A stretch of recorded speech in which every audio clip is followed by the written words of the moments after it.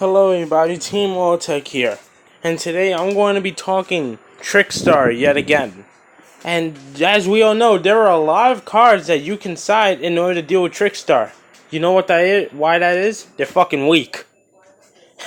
They really are. Trickstars really are just a fucking weak piece of shit. And I'm not gonna lie, they are.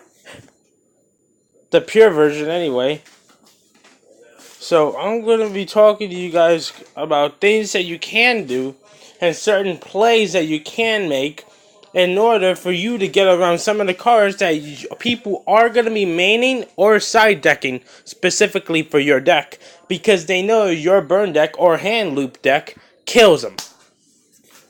So before we can get into what types of things you can do in order to counter what other people do, we have to get in to what people, let me rephrase, we have to get into what you should expect from other people, and what other people are going to be running. First, memorably, is let's start with Ghost Ogre and Snow Rabbit.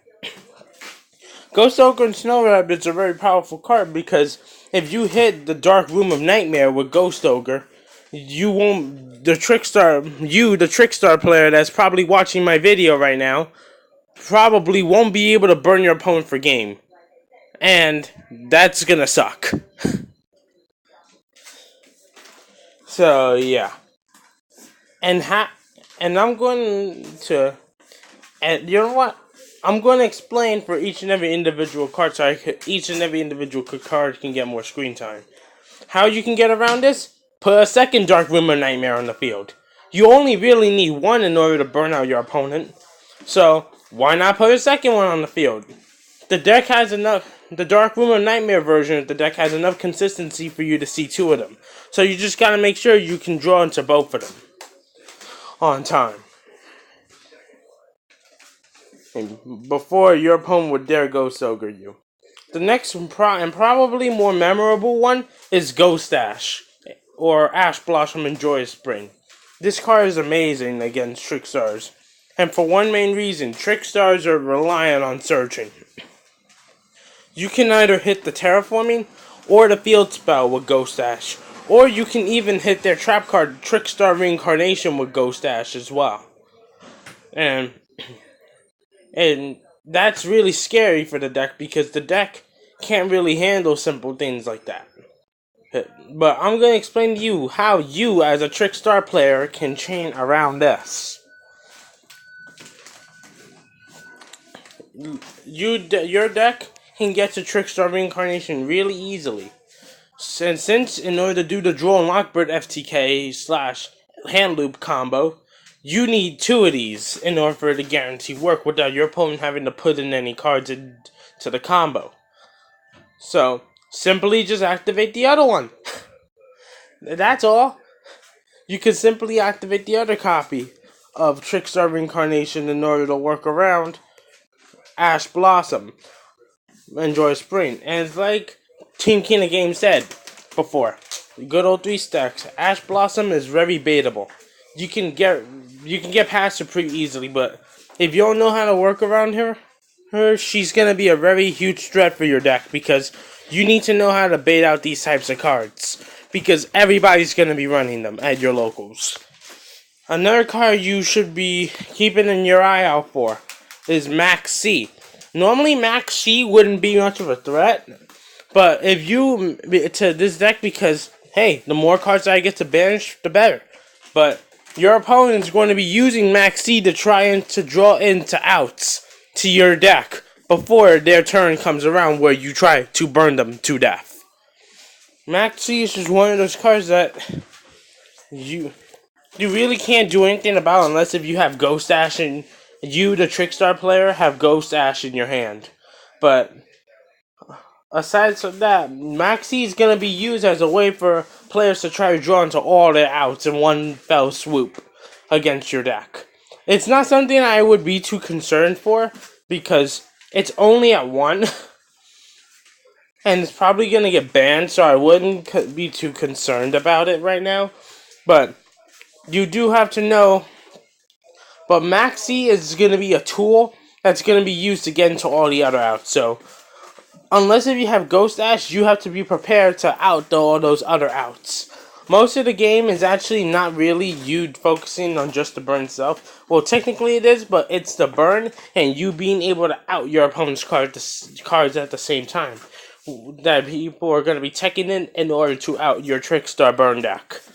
Which is why Trickstars haven't been doing too much in the OCG. I mean, I think one guy got second place with that at a WCQ in Japan or Asia, somewhere in Asia, something like that. But aside from that one top, Trickstars haven't seen much success.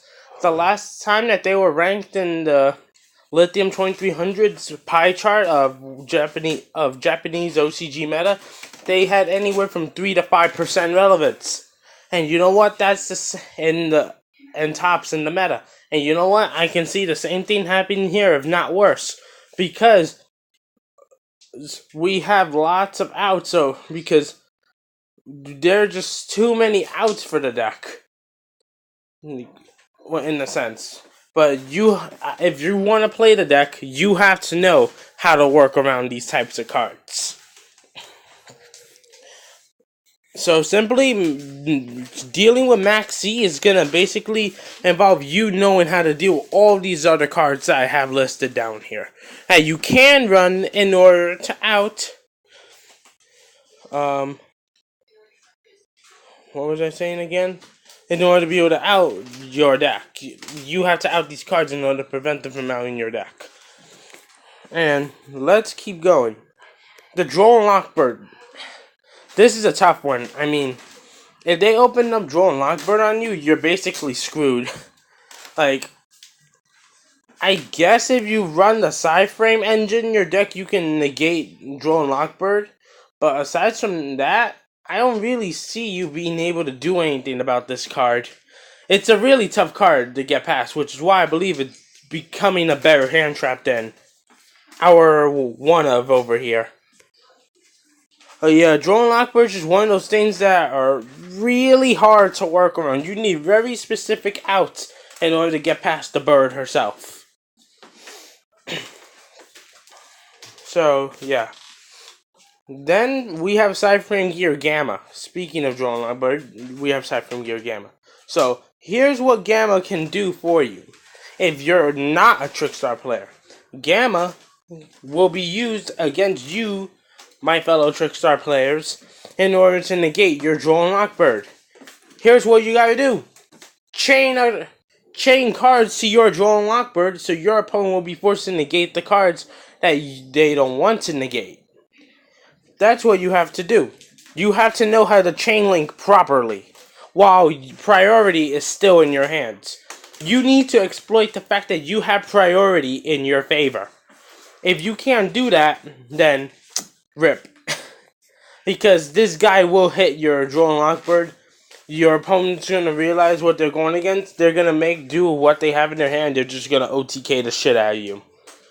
Or set up an unbreakable board that burn decks can't handle, while they still have a solid amount of life points left. So yeah, you need to, if you have to Droll and Lockbird FTK and you're not focusing on burning your opponent to death and using the disruption version of the deck, you need to make sure that Droll and Lockbird goes off, because your opponent will not give you another moment of opportunity after that point to pull up your lockdown / FTK. Your opponent will not give you another moment of fresh air. Believe me, I've seen it happen to Trickstar players and my logos, and it's horrible.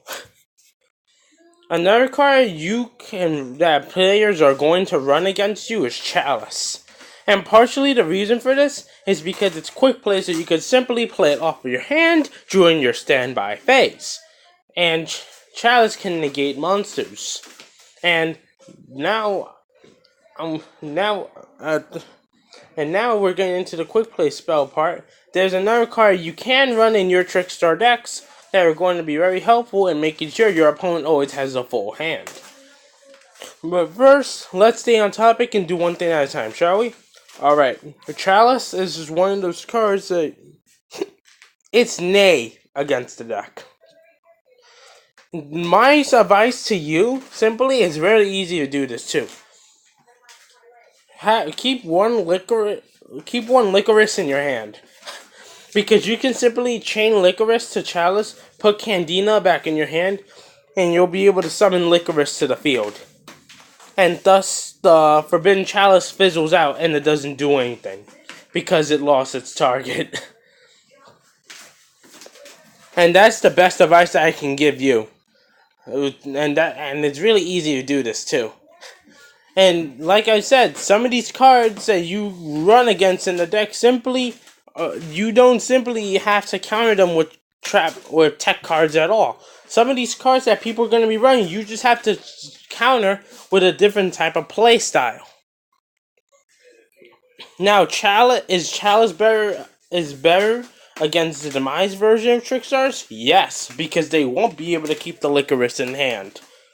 Thus, Chalice is a better card against the card Demise version of Trickstars, which might be seen play because it has lots of draw power, and can open up triple Dark Room of Nightmare on you.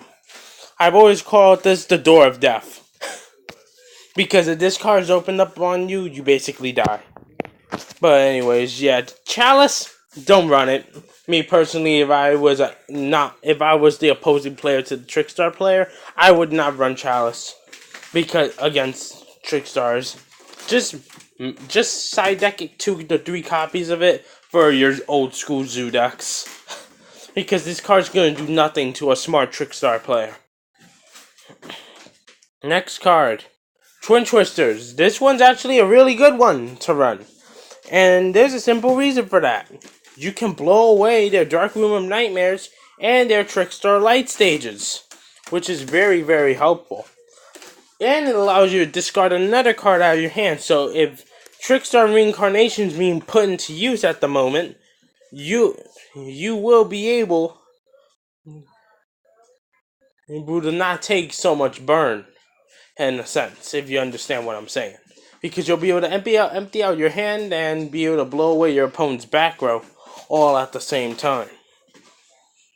Another card that, me personally, I would like to run against the deck this format is Book of Eclipse. Fucking Book of Eclipse.